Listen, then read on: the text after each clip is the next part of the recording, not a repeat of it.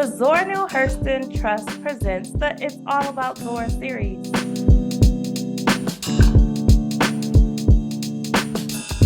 We'll be discussing all things Zora with artists, academics, and fans of Zora Neale Hurston on the It's All About Zora series. Plus, we will uncover her influences on our guests' lives and work. So let's get the conversation started.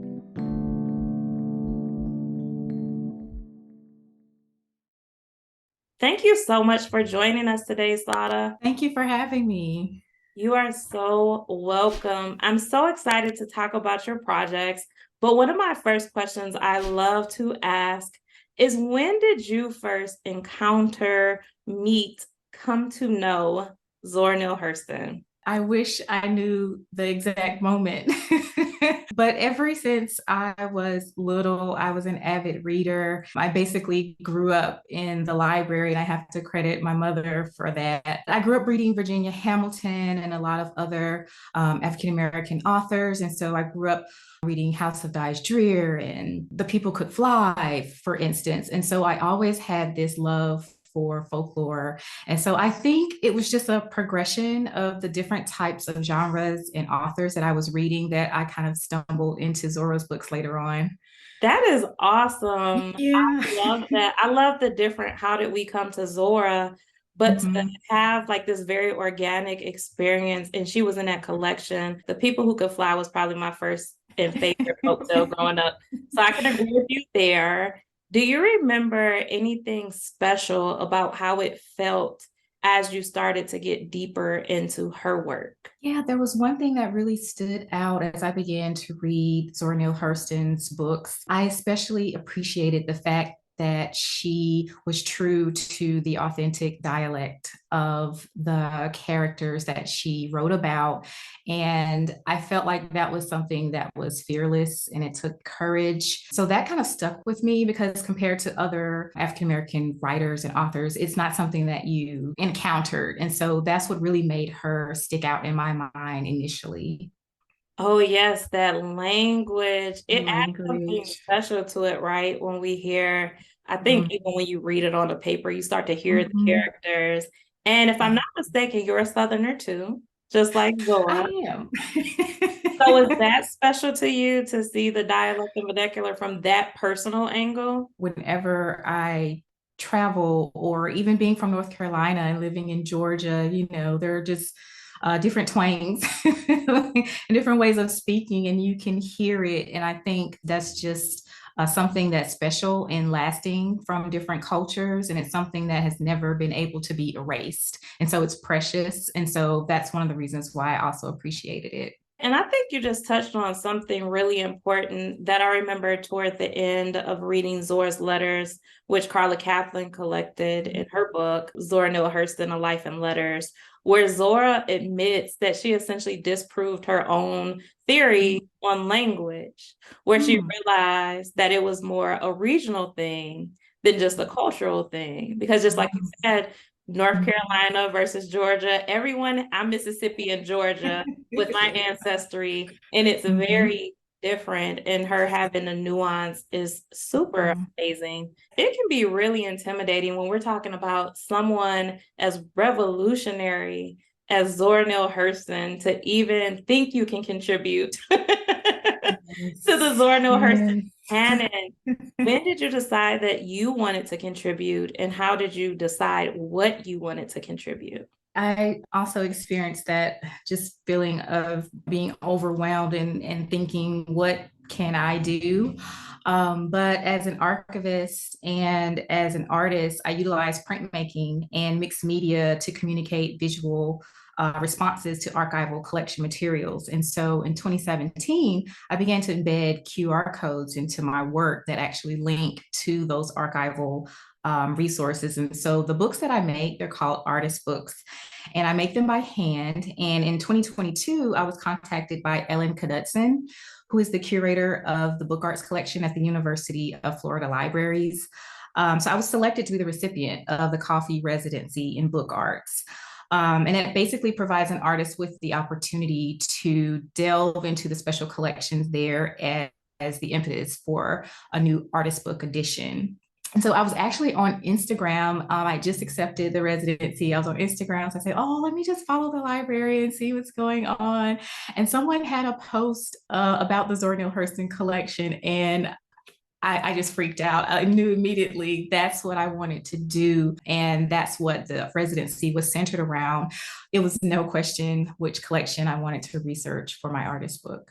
That's really cool. I'm like blushing almost, and I'm about to fangirl out because I got to visit, and actually it was the first Zora Neale Hurston collection that I visited at the University of Florida. So I get it. You see the singe marks on the on a different paperwork that was for the papers that were burned. But I want to make sure our viewers, right? Because when we talk about framing our work and explaining our work as a storyteller, it's really important that we get to tell our own stories so that we connect with our audience. So can you break down a little bit more of this visual connection using these QR codes to bring essentially, I'm getting excited, archival material to life? What does it look like? Walk us through it. You know, I have to go back to my work as an archivist, and part of that work means processing archival collections. And during that process, it means basically just organizing all of the papers within a collection and trying to organize them in a way so that researchers can locate the information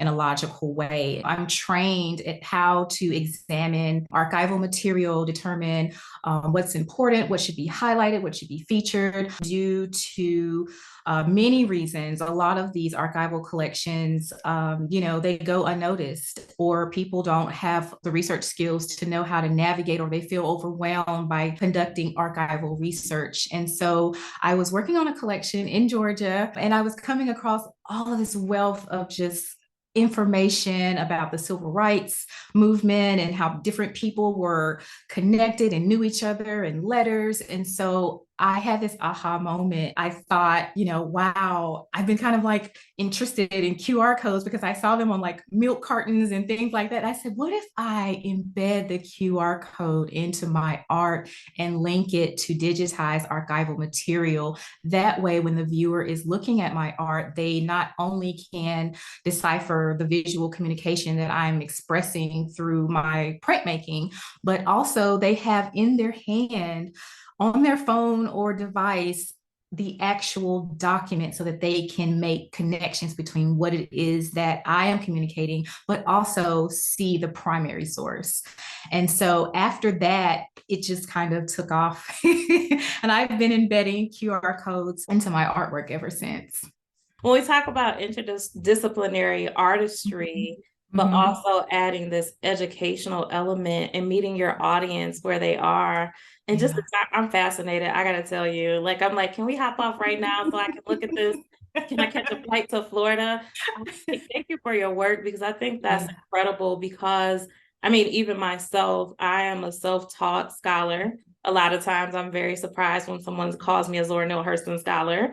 And I would have never considered myself a researcher. I grew up a reluctant reader. But when we talk about creating different modalities and methodologies to engage with information, it opens and levels the playing field for who can engage with it. So thank you for that, because if that's not Zora-esque, I don't know what else is, because when we think about her anthropological work, right, it was not accessible. It was not very inviting to Black culture and African diasporic culture before Zora. And she had to revolutionize. So here you are revolutionizing art and education and archives. As an archivist, could you talk a little bit about, or dig a little bit deeper to provide our audience with some more context? You said a very important line when you said the history of archives, deciding what is and what is not important. Can you talk about that in the context of Zora Neale Hurston and being able to explore her life versus maybe some of our other contemporary authors? when I'm processing archival material, they're not just papers, they're actually the remnants of people's lives. They're the evidence of their actions and activities. And so with that comes all different types of materials within those collections. And so you will have audio and photographs and clothing and all of those types of things. And it just depends on who the artist, if they have the resources and the knowledge to donate their archival collections or materials to universities and institutions so that we can have access to study them. But I think with Zora, her work exists in different repositories and it creates an opportunity for everyone to learn more about her. Ooh, I think that's a hard job to have, from the outside looking in to decide what is and what isn't important. And just for our viewers, a lot of Zora's archival material that we have access to now was found in different other collections and archives. I just came from Yale in March. And so seeing like Langston Hughes's collection compared to Zora's, I was like, Zora, give me the stuff. Where's the stuff? But Zora also was not financially stable throughout her life. She moved around a lot. So even being able to maintain that history and the tangible history of her own life was difficult. Something cool that I enjoyed doing at the University of Florida collection for Zora was even seeing like her collections, her her past due bills and everything, because I was like, this is a real person who lived and did these things. So let's talk specifically about God's Battle Axe, your artist book that's at the University of Florida. Give us the scoop. Tell us all the stuff from inspiration to production. Yeah, so after I finished jumping up and down, after I saw the Instagram and I knew what I wanted to do, Coffey Residency and Book Arts provided me with the opportunity to spend a week in the collection, gathering all of my research. And then from there, I had 8 months to produce this work. My first day of my research visit, even though I'm an archivist and I know the ropes. I was just like someone new because it's Zora. And it never ceases to excite me when I'm engaging with primary sources or an archival collection because it's someone's papers, like it's their real handwriting, it's their actual scribbles, it's their real signature. It's just so raw. So when I engaged with the collection, I think my biggest challenge was looking for something that I could pull out of the collection to share that was interesting and maybe different or new about Zora that maybe a lot of people didn't know. And so I encountered the unpublished manuscript of Herod the Great, and I was overwhelmed by the amount of volumes. It's such a huge manuscript. She spent so long researching and writing and typing. My intent was never to try to tell this story. So I'm going through the collection and I come across this green book and it says sketchbook. And so I open the sketchbook and I immediately see Zora's notes and writings and how she was imagining the environment for Herod the Great. Immediately I became excited. She talked about glass mosaics and Corinthian columns. She was actually researching the chemical breakdown of the colors in the environment. And my mind just exploded. I said, this is it. This is something that I can work with. Like, this is pared down, I can digest this and maybe pull something out of this. And so I began sketching what she was writing about. What was important to me, or what, raised a lot of questions for me, is the fact that when I was going through the correspondence, she knew that this was something that was difficult. She reached out to a lot of publishers and no one really responded to her in the way that she would have liked. This was the last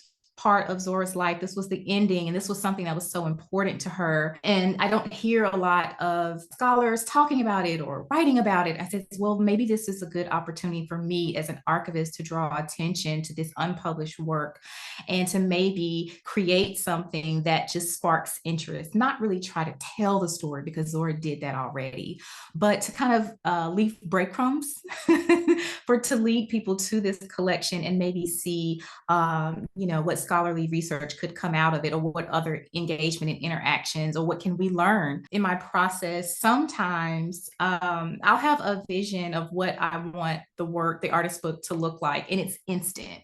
And then other times it just kind of comes as I'm working on the artist book, and it just depends on what I'm feeling in the moment. But immediately when I decided I was going to do this artist book, I knew that I wanted the enclosure to embody Zora's fashion. And I wanted the artist book to feel like her. And I wanted to use materiality as a way to engage with the user and have, so that they will have this sensory experience when they engage with the artist book, which is what artist books are about. I decided that I wanted this artist book to be covered in Black feathers, and I wanted to use velvet, and I wanted to use an antique brooch, and I wanted it to be soft, and I wanted the weight to be heavy. So all of these attributes began to come out. But then I thought about, well, what can I contribute or show or tell people about this sketchbook? And so what I ended up doing was creating another small book to go inside of the enclosure. And in that small book, I basically sketched what Zora wrote. So I sketched the columns, and I sketched the musical instrument that she talked about. I used the exact colors that she studied in the chemical breakdown. So there's ochre and yellow and blue and Mars yellow and Mars orange. I just took snippets of what I found in this sketchbook, and I used that and create an experience for the engager of this artist book to kind of see what Zora saw, and use a sensory experience to kind of bring attention to this story. Sauda, I'm telling you, we just go take a field trip like right now. Can we? Because for our audience, they can actually see it. Tell them where they can see this artist book, God's Battle Axe. The God's Battle Axe is currently held in the University of Florida, Gainesville, George A. Smathers Library, Special Collections. You can just go there and request to see it. And it's a #1 in the edition of 5. I like to always remind people there's so much room. If there's something about Zora that interests you, absolutely go for it. First off, her legacy was so expansive with how much she did. And like my artist brain, I'm like, I like to tell stories about Zora, whereas you're like, she talked about the colors and the chemical breakdown. And I love that there's so much room and so much left to be done. I think we will be doing an injustice, because it's going to lead to my next question. Everyone may not be familiar with the story of Zora's King Herod, or Herod the Great manuscript, which was about King Herod. Do you kind of want to paint the picture? We can do it together if we need to. What that manuscript was about and why it was so rejected in her time. Well, first of all, Zora had this fascination with Herod the Great, and it was the exact opposite of the way that everyone thought about him. And so she felt this need to create this counter narrative about Herod and bring out the parts of his personality that she felt people needed to recognize. For instance, him being a great leader, and how romantic he was and strong. And so that might have been one of the reasons why, she just did not get the type of reception that she wanted to receive for this work, because it's the complete opposite of the way in which everyone views Herod the Great. She wanted to tell this story in a way that shed light on a different side of Herod. And then also she was thinking about politics. I thought about this from a researcher's point of view, and I was thinking about this manuscript, the importance of it as a way for students and scholars to study politics and history today. Zora really focused on, what was going on in the world in terms of politics in her time, with archival materials and in their life cycle. Even though, a document might be out of use for the way that it was used during that time, when it's resurfaced, you can re-examine it and compare it to things that are going on in the present. And so when I kind of read other essays and articles and journals about how other people interpreted this work and the aspect of politics came out of it, that was something that caught my attention. And I think one of the things that's important, I know even reading her letters about King Herod, I was like, Zora, this is intense. Like, Yeah. I wasn't ready. She was deep into it, and that was her life's work. And so I tried to peel some of her identity back to understand as a storyteller her character development. And it made sense for her, in my mind, to be attracted to King Herod in this way because she thought he was misunderstood and misrepresented, which throughout her life, that was the tell of Zora.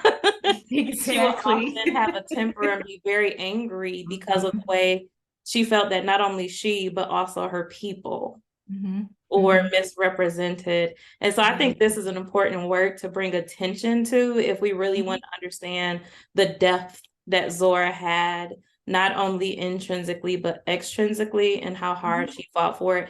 If I'm not mistaken, her last letter, was it actually to the Harper brothers where she was requesting that they publish the manuscript, and she had several strokes in her handwriting slanting down, and we see this, but she's still fighting for this manuscript to be published. And so now you get to continue that work in a way so that this manuscript stays current. And so thank you for that.